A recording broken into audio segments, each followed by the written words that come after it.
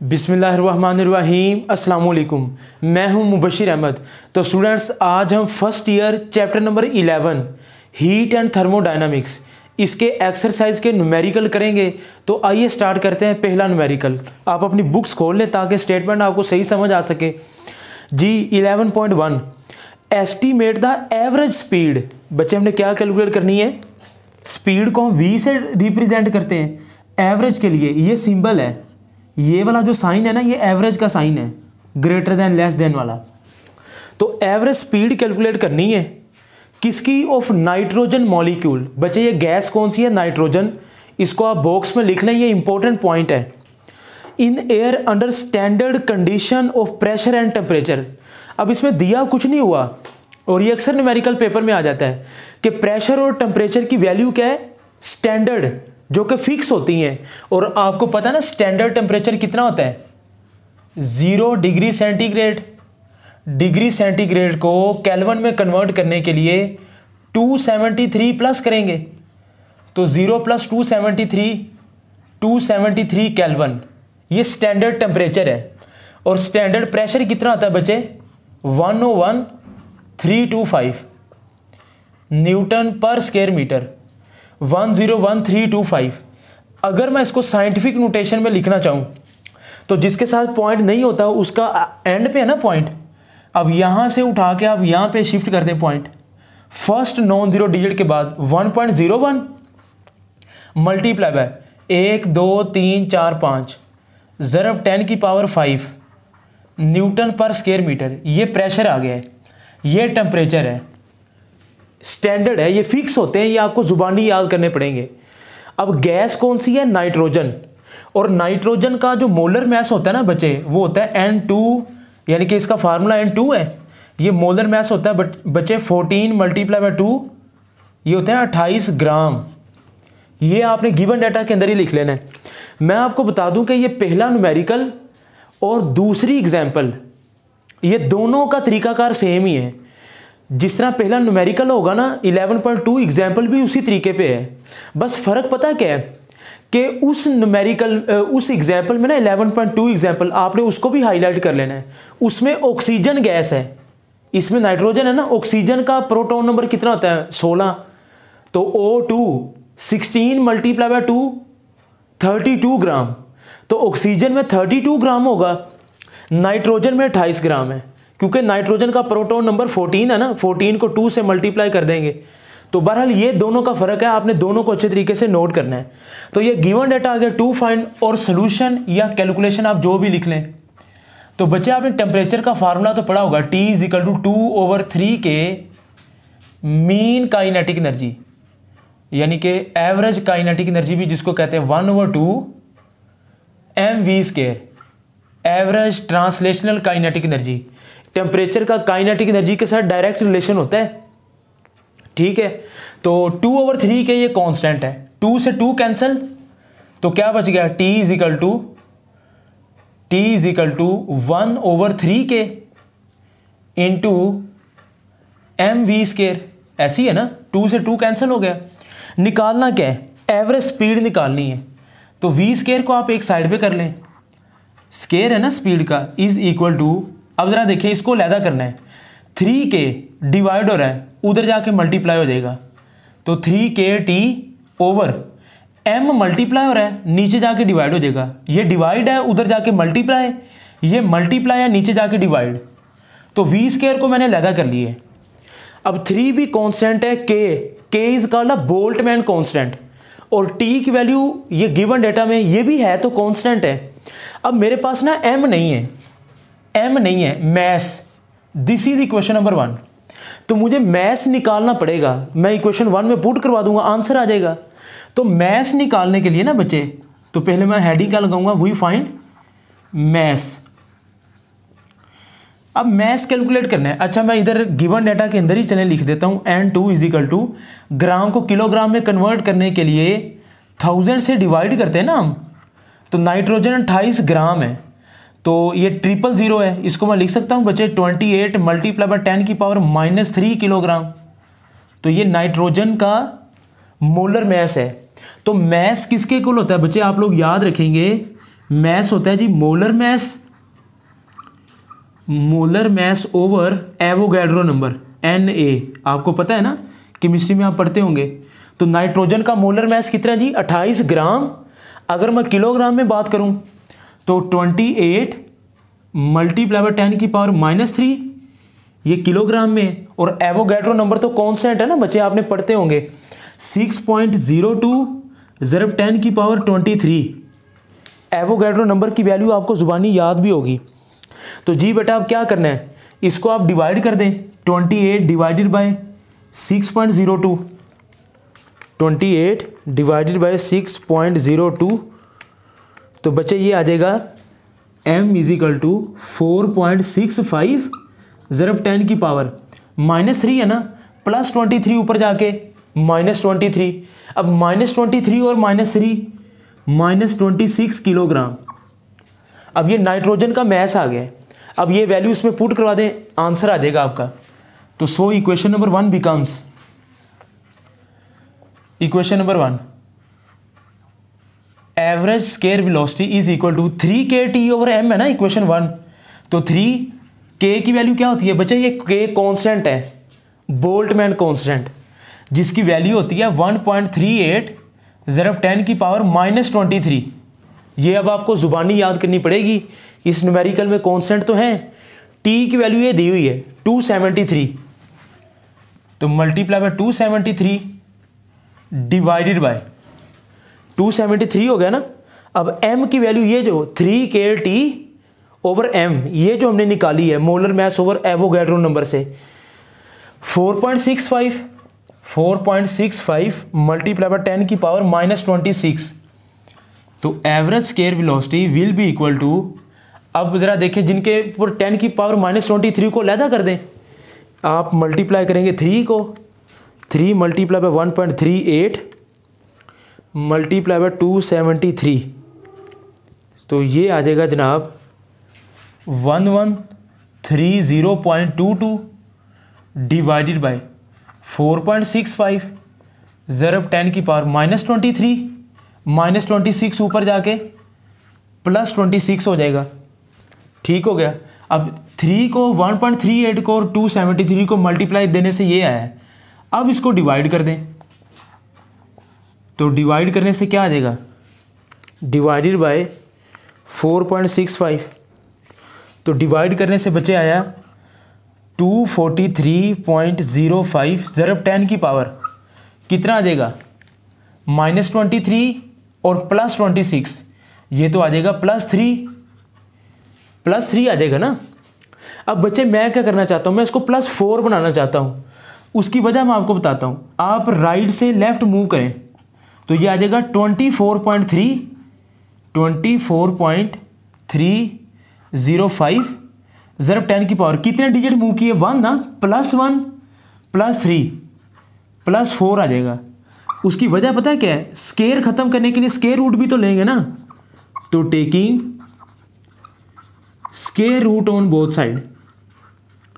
तो बच्चे square root लेने से स्केयर रूट से square cancel is equal to, अब 24.305 का ले लें आप स्केयर रूट, 24.305 ये आता है बच्चे 493, तो ये आता है बच्चे 4.93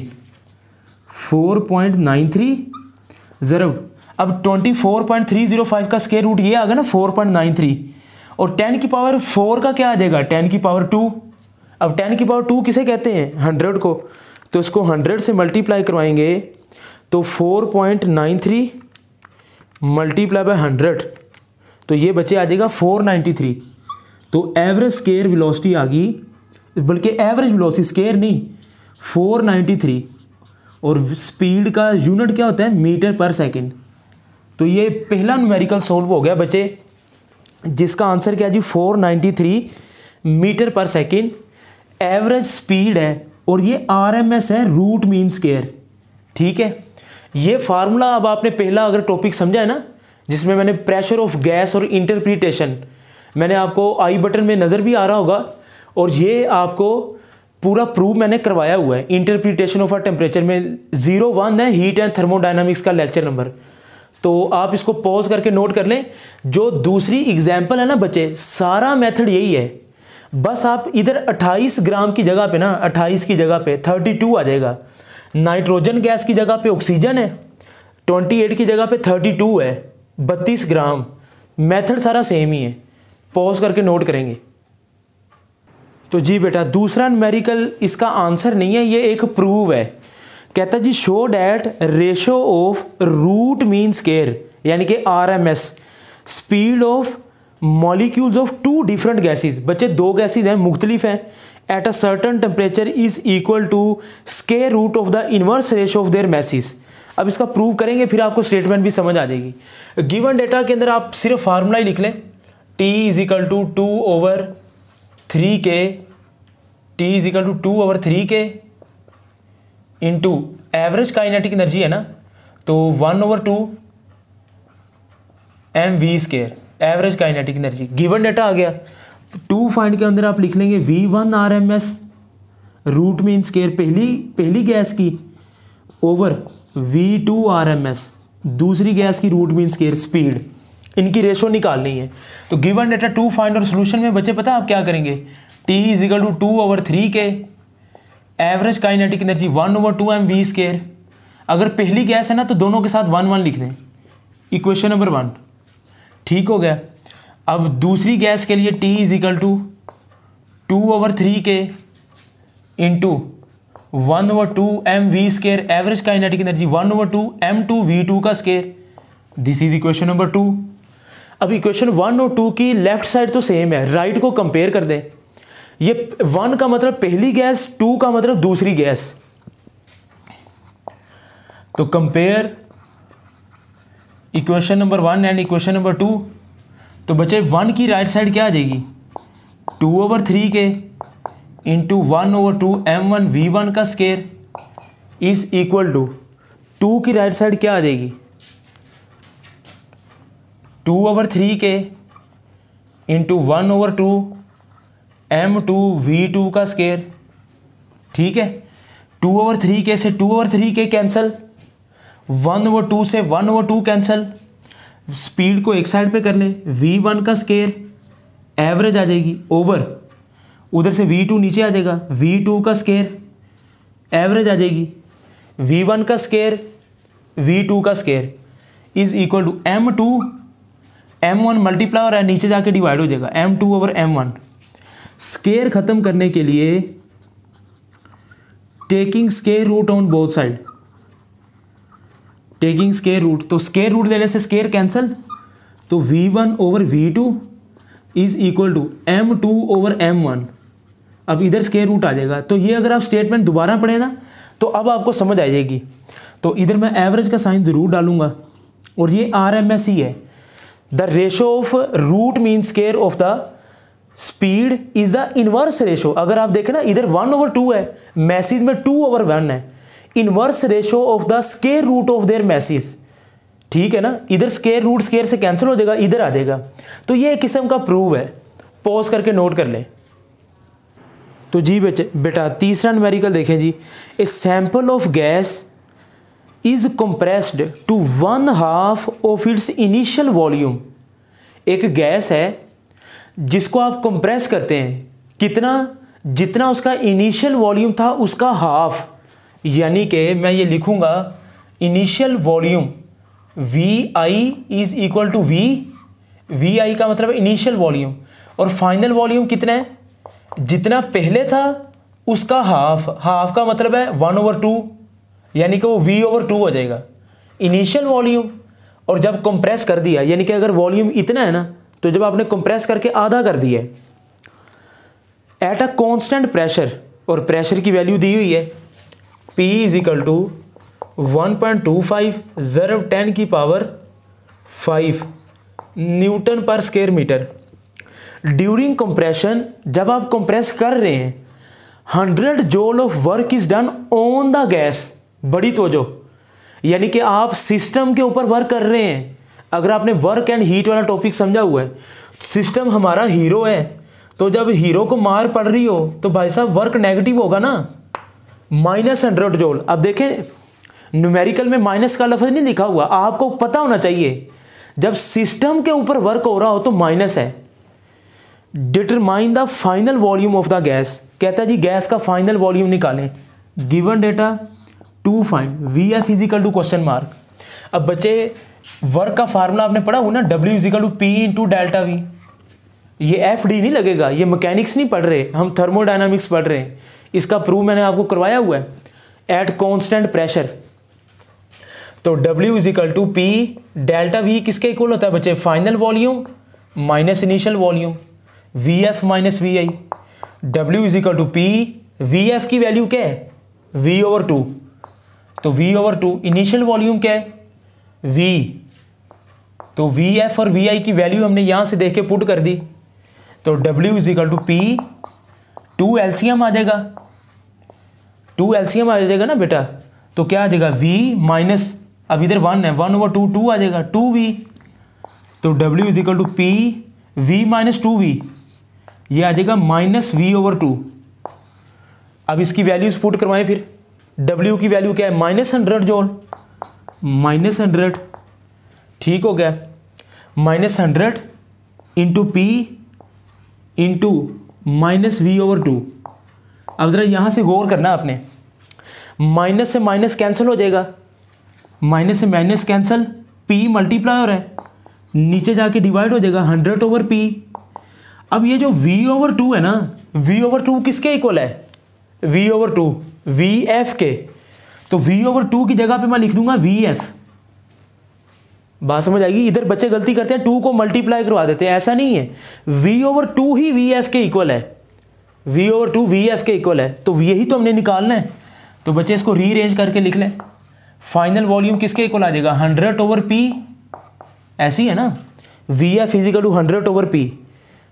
तो प्रेशर की वैल्यू पुट करवा दें जनाब, V F is equal to 100 over pressure कितना है 1.25 मल्टीप्लाई बाय 10 की पावर 5, 100 ओवर 1.25, तो ये आ जाएगा बच्चे 80, तकसीम करने से +5 ऊपर जाके -5। तो decimal first non zero digit के बाद है, जिसके साथ ना हो एंड पे होता है, तो एक डिजिट लें, 8 मल्टीप्लाई बाय राइट से लेफ्ट 10 की पावर +1 -5, जिनकी बेस सेम हो पावर ऐड हो जाती है, 8 मल्टीप्लाई बाय +1 -5 -4, और वॉल्यूम का यूनिट क्या होता है, मीटर क्यूब। तो ये फाइनल वॉल्यूम आ जाएगा 8 मल्टीप्लाई बाय 10 की पावर -4 मीटर क्यूब। पॉज करके नोट करेंगे। तो जी बेटा 4 न्यूमेरिकल देखें। A thermodynamic system undergo the process in which its internal energy decreases. बड़ी तवज्जो, आपको याद है इंटरनल एनर्जी का टॉपिक हमने पढ़ा हुआ है। इंटरनल एनर्जी का जब भी जिक्र करेंगे तो चेंज इन इंटरनल एनर्जी का, अब डिक्रीज है तो माइनस आएगा। कितनी डिक्रीज हो रही है जी, 300 जूल। माइनस का मतलब है डिक्रीज हो रही है। डेल्टा क्यों लगाया, क्योंकि जब भी इंटरनल एनर्जी का जिक्र करें तो चेंज का जिक्र करते हैं। इंटरनल एनर्जी वाला टॉपिक आपने समझा होगा। If at the same time 120 joule of work is done on the system, फिर वही बात, सिस्टम हमारा हीरो है, सिस्टम के ऊपर वर्क हो रहा है, तो W is equal to -120 joule, system के ऊपर वर्क हो रहा है, तो find the heat loss by the system. तो delta Q is equal to question mark.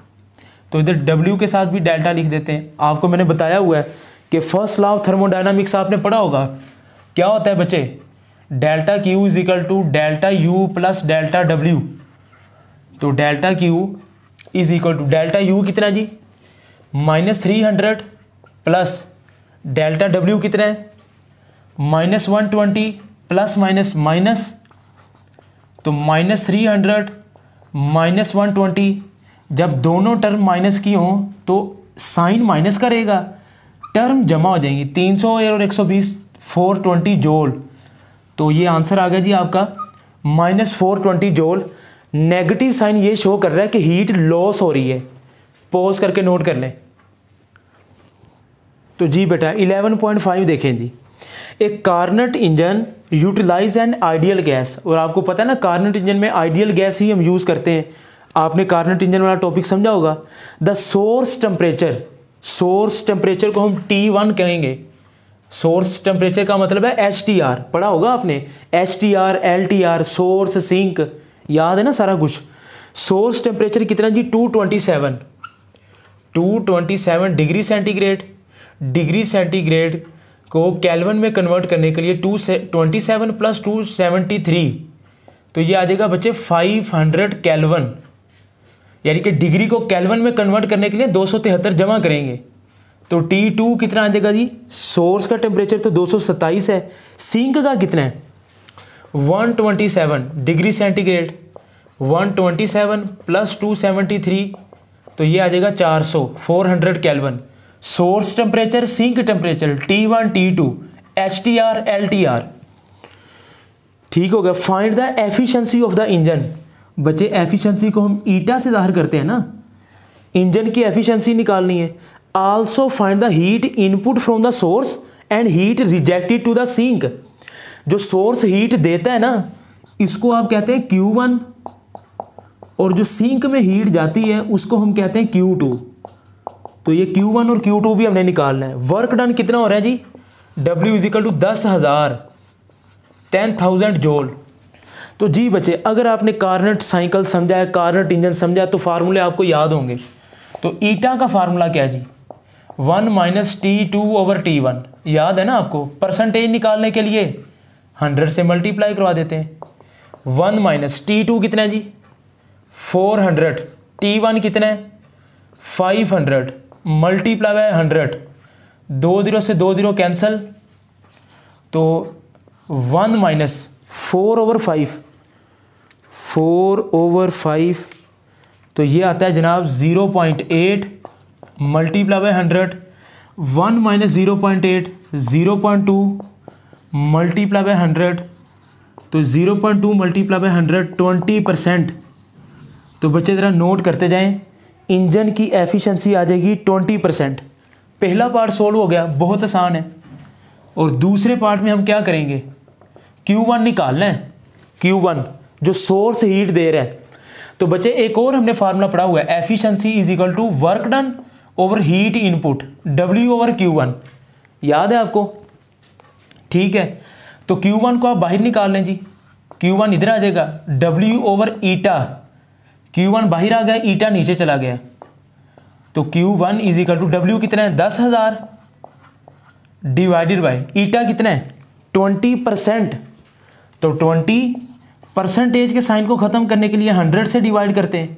अब ये 100 ऊपर चला जाएगा, Q1 इज इक्वल टू 10,000, ये जो 100 डिनोमिनेटर के भी डिनोमिनेटर में है, मल्टीप्लाई बाय 100 डिवाइडेड बाय 20, तो ये कितना आ जाएगा जी 1 0, तो 1 0 से कैंसिल हो गया ना, 2 5 10, तो ये सीधा सीधा आ गया बच्चे 50,000, 10,000 दर 5 50,000 आ गया ना, तो 50,000 जूल। तो अगर आपने इसको साइंटिफिक नोटेशन में लिखना है तो लिख लें, आपकी टेक्स्ट बुक में इसको साइंटिफिक नोटेशन में लिखा हुआ है, चले हम भी लिख देते हैं, कोई इशू नहीं है। वैसे 50,000 आ गए जी, 5 मल्टीप्लाई बाय, जिसके साथ डेसिमल ना हो, एंड पे होता है 1 2 3 4, 5 मल्टीप्लाई बाय 10⁴ जूल, ठीक है ना, परेशान नहीं होना, ये सिर्फ साइंटिफिक नोटेशन में लिखा है। तो ये वो हीट है जो सोर्स दे रहा है। अब देखें ज़रा जुबानी कैलकुलेशन करें, 50,000 जूल की हीट दी उसने, वर्क कितना हुआ 10,000, तो 50,000 में से 10,000 निकाल दें, तो बाकी जो बचा वो फिर Q2 होगा। अभी हमने Q2 निकाला नहीं है, हमें खुद ही पता चल गया यार Q1 50,000 है, वर्क हो रहा है 10,000 का, तो हीट जो दी जितना वर्क हुआ माइनस करेंगे तो वो बाकी 40,000 की हीट लॉस होगी। इसका मतलब इंजन कोई इतना अच्छा नहीं है, उसकी एफिशिएंसी 20% है, बहुत कम है। तो एक ये फार्मूला एफिशिएंसी का, एक ये वाला W/Q1, और तीसरा जो पार्ट होगा ना बच्चे वो इस फार्मूले से होगा W is equal to Q1 minus Q2, आपने पढ़ा होगा, Q2 निकालना है, माइनस Q2 इधर आके plus Q2, Q1 plus W इधर जाके माइनस W, तो Q1 कितना है जी, ये अभी हमने निकाला है 50,000, या 5 मल्टीप्लाई बाय 10⁴, एक ही बात है, तो मैं 50,000 लिख देता हूँ। 50,000 वर्क डन कितना है गिवन डेटा में देख लें आप 10,000, तो 50,000 माइनस 10,000 40,000 डेसिमल में लिखने के लिए 4 मल्टीप्लाई बाय 10 की पावर 4 इधर ले ना आप, 1 2 3 4, तो ये जूल आ गया जी। यानी कि 50,000 जूल की हीट दी, 40,000 ज़ाया होगी, सिर्फ 10,000 जूल का वर्क हुआ। मतलब इंजन कोई बहुत अच्छा नहीं है, उसकी एफिशिएंसी 100 में से 20% है। पॉज करके नोट कर लें। तो जी बेटा छठा न्यूमेरिकल देखें जी। A reversible engine works between the two temperature whose difference is, अब ये टेम्परेचर नहीं दिया हुआ, टेम्परेचर का डिफरेंस दिया हुआ है। तो टेम्परेचर का डिफरेंस कितना है जी? T1 minus T2 is equal to 100 degree centigrade. अब यहाँ पर आपने मेरी बात गौर से सुननी है। मैंने आपको एक टॉपिक पढ़ाया था थर्मोडायनामिक स्केल ऑफ टेम्परेचर, जिसमें मैंने सेल्सियस, फ़ारेनहाइट और केल्विन तीनों टेम्परेचर के स्केल भी आपको समझाए हुए हैं और उनकी कन्वर्जन भी समझाई हुई है। MD कैट के लिहाज से ऑप्शन भी बताए हुए हैं। आई बटन में आपको वो शो भी हो रहा होगा टॉपिक, आप प्ले लिस्ट में जाके चैनल की वो टॉपिक समझ भी सकते हैं। एक बात याद रखेंगे, डिफरेंस जो होता है ना टेम्परेचर का, जितना डिग्री सेंटीग्रेड में हो उतना ही केल्विन में, यानी कि difference in degree centigrade will be equal to difference in kelvin. ठीक है, अब इसकी वजह जानने के लिए आप वो लेक्चर सुन लें। अगर 100 डिग्री सेंटीग्रेड है ना टेम्परेचर का डिफरेंस, तो केल्विन में भी 100 केल्विन ही होगा। डिग्री सेंटीग्रेड और केल्विन का डिफरेंस ऑलवेज इक्वल। रीज़न जानने के लिए लेक्चर सुने पहले वो जनाब। If it absorb 746 joule of heat from the source, अब ये Q1 है 746 joule from the source and reject to the sink, और सिंक वाली हीट को हम किससे ज़ाहिर करते हैं? Q2 से 546 joule. Calculate the temperature of source and sink, बच्चे सोर्स के टेम्परेचर को T1 से ज़ाहिर करते हैं और सिंक के टेम्परेचर को T2 से। तो T1 is equal to question mark, T2 is equal to question mark. अब मसला पता क्या है, टेम्परेचर निकालने के लिए हमें फार्मूला चाहिए eta is equal to 1 minus T2 और T1। एफिशिएंसी तो दी नहीं हुई, तो मेरी मजबूरी है कि T1 और T2 निकालने के लिए मुझे एफिशिएंसी चाहिए। एफिशिएंसी का एक फार्मूला हमने ये भी पढ़ा हुआ है, eta is equal to 1 minus Q2 over Q1। ये भी पढ़ा हूँ ना, T2 ओवर T1 या Q2 ओवर Q1। अब Q2 Q1 की वैल्यू दी हुई है, इससे एफिशिएंसी निकल आएगी, फिर टेम्परेचर आसानी से निकल आएगा। तो ये पहला पार्ट मैं सोल्व कर रहा हूँ। ईटा निकालना है, 1 माइनस Q2 कितना है जी? 546। Q1 कितना है? 746। एलसीएम ले लें जी, 746 माइनस 546 डिवाइडेड बाय 746, माइनस कर दें जी 746 माइनस 546, 200 ओवर 746। तो ये आ जाएगा बेटा आपके पास एफिशिएंसी आ जाएगी 0.268। तो एफिशिएंसी कितनी आ जाएगी? Eta is equal to 0.268। Efficiency निकल आई। अब T1 बड़ी आसानी से आ जाएगा, सोर्स का टेम्परेचर, क्योंकि एफिशिएंसी हमें चाहिए थी वो निकल आई है। अब एफिशिएंसी का फार्मूला एक और हमने पढ़ा हुआ, 1 minus T2 over T1। Eta is equal to LCM लेने के बाद हम क्या लिखेंगे?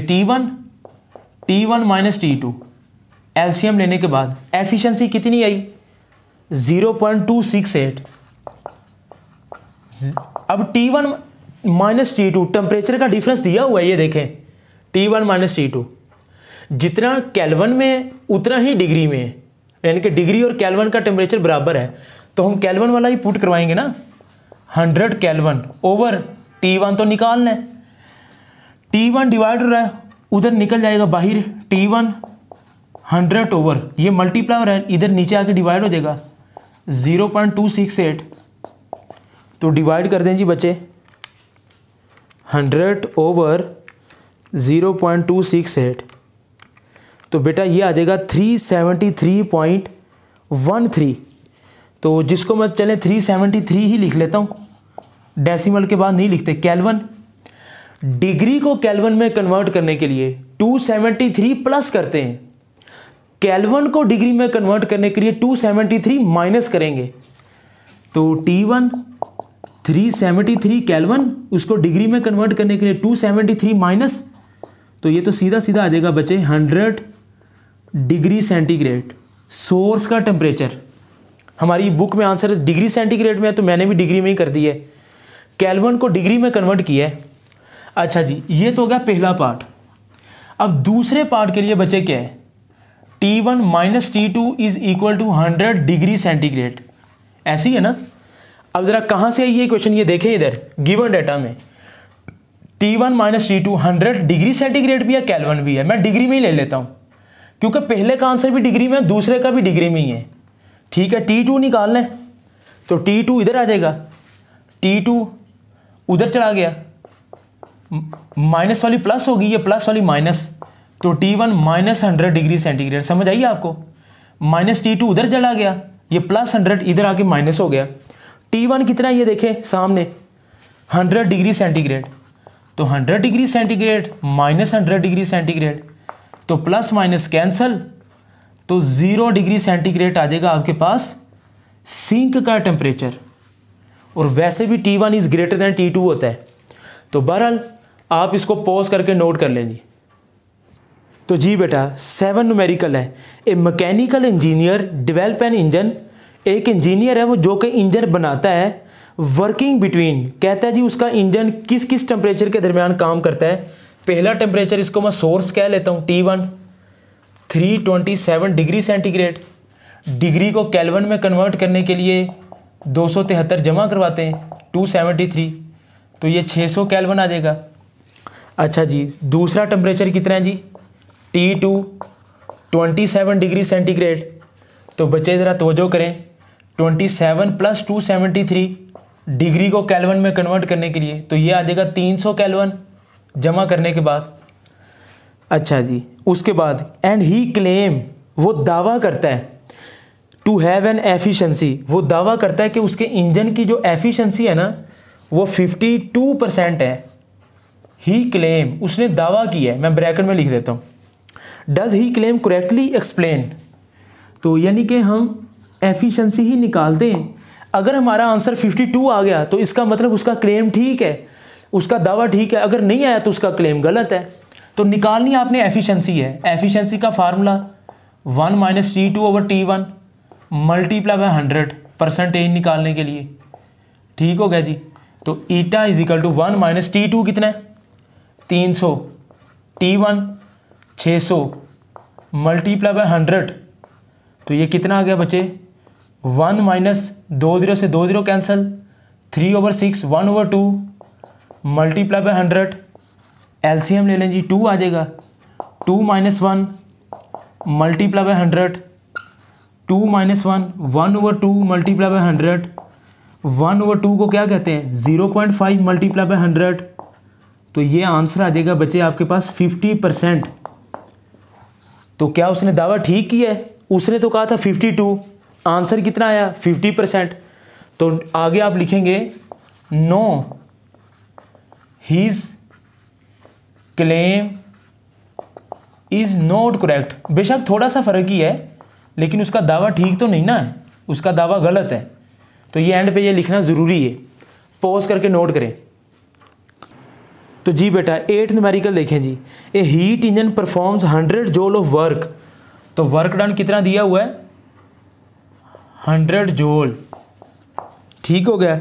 And at the same time, और उसी टाइम रिजेक्ट द हीट। अब ये पॉइंट बड़ा इंपॉर्टेंट है, वो एक हीट होती इंजन में आ रही है वो Q1 है, और जो हीट इंजन रिजेक्ट कर रहा है ना वो Q2 है। अब ये Q1 नहीं है, ये Q2 है जो सिंक में जा रही है। बच्चे इधर गलती कर देते हैं, तो बच्चे ये Q1 नहीं है, ये Q2 है। जरा आंखें खोल के देख लें आप लोग।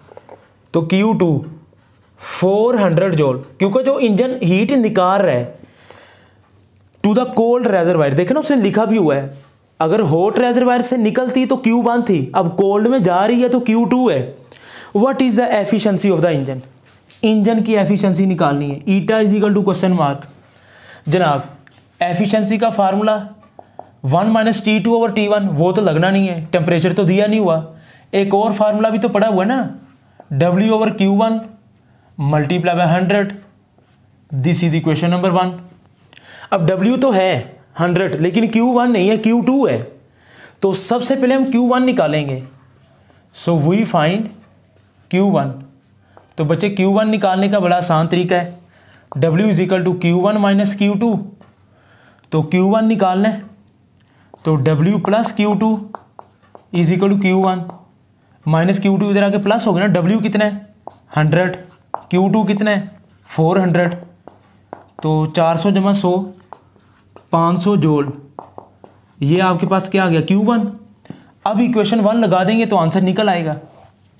सो equation 1 becomes eta is equal to W कितना है 100 और Q1 कितना आया 500 मल्टीप्लाई बाय 100, 2 0 से 2 0 कैंसिल, 1/5 0.2 मल्टीप्लाई बाय 100। तो बच्चे ये 20% आपका आंसर आ जाएगा। बस सिंपल फार्मूला है W ओवर Q1। Q1 दिया नहीं हुआ, W minus Q1 minus Q2, इससे Q1 निकल आएगा, वैल्यू पुट करवाएंगे आपका आंसर आ जाएगा। पॉज करके नोट करेंगे जी। तो जी बेटा 9 न्यूमेरिकल देखें जी। एक Carnot engine whose low temperature, तवज्जो करें, हाई टेम्परेचर नहीं, हाई टेम्परेचर को T1 से, लो टेम्परेचर को T2 से।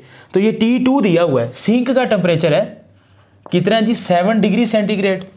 डिग्री को केल्विन में कन्वर्ट करने के लिए 273 ऐड करेंगे तो 280 केल्विन। सिंक का temperature, low temperature, has an efficiency 50%। Efficiency को ईटा से 50%। अब परसेंटेज को ख़त्म करने के लिए 100 से डिवाइड करते हैं तो 50/100, 0 से 0 कैंसिल, 5/10 0.5 आ जाएगा।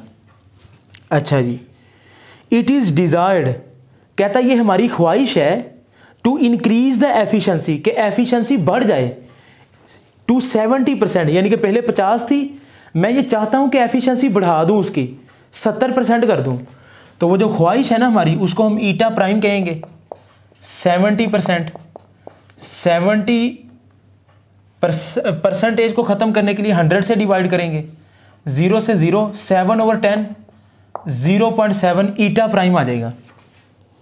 अच्छा जी, अब ऐसा करने के लिए, एफिशिएंसी बढ़ाने के लिए, by how many degrees the temperature of source भी इंक्रीज। आपको याद है बच्चे, जब मैंने ये टॉपिक आपको पढ़ाया था कार्नट इंजन वाला, तो ये बात हमेशा याद रखेंगे, एफिशिएंसी सिर्फ सोर्स का टेम्परेचर बढ़ाने से ही इंक्रीज करती है, सिंक का नहीं। ये आप टॉपिक समझेंगे ना तो उसमें ये MCQs भी है। सोर्स के टेम्परेचर को T1 से, वो कहता है by how many degrees the source temperature increase, कि कितना हमें टेम्परेचर बढ़ाना पड़ेगा। तो मैं कहूँगा T1 prime minus T1 is equal to question mark. यानी कि पहले मैं T1 निकालूंगा, T1 किससे आएगा ईटा से, और T1 प्राइम आएगा ईटा प्राइम से। दोनों की वैल्यू निकाल के माइनस कर देंगे तो हमारे पास आंसर आ जाएगा। तो जी बच्चे ज़रा तवज्जो करें, eta is equal to 1 minus T2/T1। ईटा की वैल्यू क्या है 0.5, 1 माइनस T2 कितना है 280, T1 निकालना है तो ये पूरी माइनस की टर्म इधर आके प्लस की हो जाएगी, 280/T1, 1 माइनस, माइनस वाली प्लस, ये प्लस वाली उधर जाके माइनस। बात समझ रहे हैं? तो 280/T1, 1 माइनस 0.5, 0.5, T1 निकालना है ना, बाहर ले जाएं तो 280/0.5 is equal to T1। Divide कर दें जी बच्चे, तो ये हमारे पास आ जाएगा 560 केल्विन। तो ये T1 आ गया, T1 आ गया। अब T1 प्राइम निकालना है, सेम इसी मेथड से T1 प्राइम भी निकल आएगा, लेकिन अब उसमें फ़र्क क्या है, उसमें ईटा प्राइम यूज़ करेंगे। 1 माइनस T2/T1 प्राइम, अगर T1 है तो ईटा है, अगर T1 प्राइम है तो ईटा प्राइम है।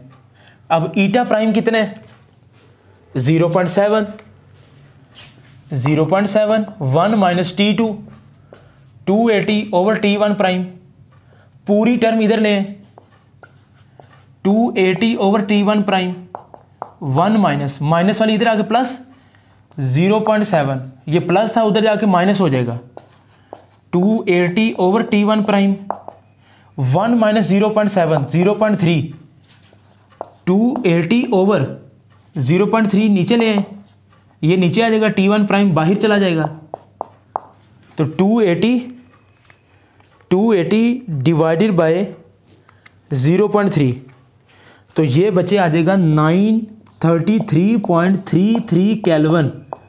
This is T1 prime. तो ये हमारे पास T1 प्राइम निकल आया, ये हमारे पास T1 निकल आया।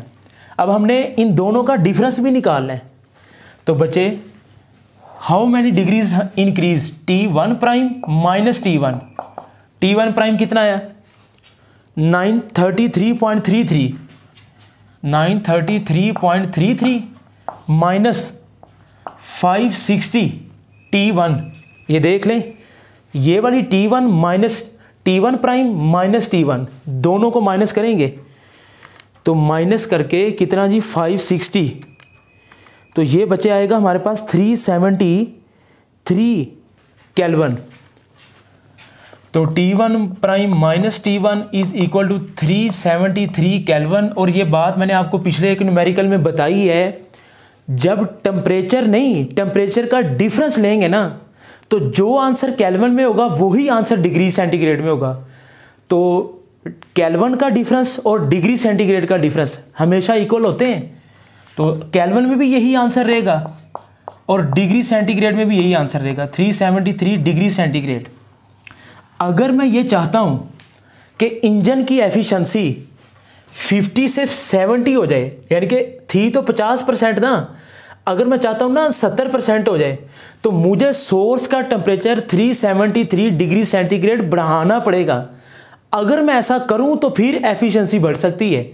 सोर्स का टेम्परेचर बढ़ाने से ही एफिशिएंसी बढ़ती है, सिंक का टेम्परेचर बढ़ाने से एफिशिएंसी नहीं बढ़ती। और सोर्स के टेम्परेचर को T1 से जाहिर करते हैं, तो केल्विन और डिग्री सेंटीग्रेड का जो डिफरेंस होता है वो हमेशा इक्वल होता है। इस चीज़ को समझने के लिए आप वो लेक्चर ज़रूर सुने जिसमें हमने स्केल की कन्वर्जन पढ़ाई हुई है, पॉज करके नोट करेंगे। तो जी बेटा 10 न्यूमेरिकल है जी, a steam engine has a boiler that operates. तो जी बॉयलर का टेम्परेचर कितना है T1 450 केल्विन। अब ये केल्विन में दिया हुआ है, इसको कन्वर्ट करने की ज़रूरत नहीं है। The heat changes the water to steam, पानी भाप में कन्वर्ट हो जाता है, which drive the piston. The exhaust temperature, अब ये पेट्रोल इंजन वाला न्यूमेरिकल है। पेट्रोल इंजन का लेक्चर बड़े अच्छे तरीके से हमने डिलीवर किया हुआ है, आप ज़रूर समझें कि पिस्टन किसे कहते हैं, क्रैंक शाफ्ट किसे कहते हैं, स्पार्क प्लग, ये सारी चीज़ें। Steam engine, petrol engine, diesel engine, इनकी वर्किंग सेम है। The exhaust temperature of the outside air is about, तो जो स्टीम बाहर निकलती है उसका टेम्परेचर कितना है जी T2 300 kelvin. What is the maximum efficiency, तो ईटा निकालना है जनाब, सिंपल है, बहुत ही सिंपल है। ईटा का formula 1 minus T2 over T1, percentage निकालने के लिए 100 से मल्टीप्लाई कर देना है, तो eta is equal to 1 minus T2 कितना है 300, T1 कितना है 450 multiply by 100, eta is equal to 1 minus 300 divided by 450। इसको तकसीम कर देना, एलसीएम लेने की ज़रूरत नहीं है, तो ये आ जाएगा 0.666, आगे चलता जा रहा है 0.67 लिख लेंगे, तो 1 माइनस 0.67, तो ये आ जाएगा बच्चे 0.33, उसको 100 से मल्टीप्लाई करवाएंगे तो ये आपके पास आ जाएगा 33%। तो इंजन की एफिशिएंसी आ जाएगी स्टीम इंजन की 33%। पॉज करके नोट करेंगे जी। तो जी बेटा लास्ट न्यूमेरिकल है, 336 joule of energy is required to melt 1 gram of ice at 0 degree centigrade. तो 336 जूल की एनर्जी हमें चाहिए अगर 1 ग्राम बर्फ हो उसको पिघलाने के लिए, तो इसको हम कहेंगे LF, latent heat of fusion. 336 joule latent heat of fusion. अच्छा जी, what is the change in entropy. बच्चे आपने इंट्रोपी वाला टॉपिक समझा होगा, इंट्रोपी को एस से जाहिर करते हैं, तो चेंज इन इंट्रोपी को डेल्टा एस से। और वैसे भी याद रखिएगा हम इंट्रोपी को मेजर नहीं करते, हमेशा चेंज इन इंट्रोपी को मेजर कर सकते हैं। Change in entropy of 30 gram of water, तो मैस कितना दिया हुआ जी 30 ग्राम, इसको किलोग्राम में नहीं ग्राम में रहने दें। एट 0 डिग्री सेंटीग्रेड, टेम्परेचर कितना जी 0 डिग्री सेंटीग्रेड। डिग्री को केल्विन में कन्वर्ट करने के लिए 273 तो ये आ जाएगा 273 केल्विन। ये टेम्परेचर आ गया, ये मैस आ गया, ये LF आ गया। डेल्टा से निकालना है। अच्छा, अब ज़रा आखिरी बात ज़रा गौर से सुननी है। As it is change to ice, यानी कि पानी को बर्फ़ में कन्वर्ट करना है बाय रेफ्रिजरेटर। जाहिर बात है, जब हम बर्फ़ फ्रिज के अंदर पानी के वो कोले से भर के रखते हैं, पानी बर्फ़ में नहीं कन्वर्ट हो जाता।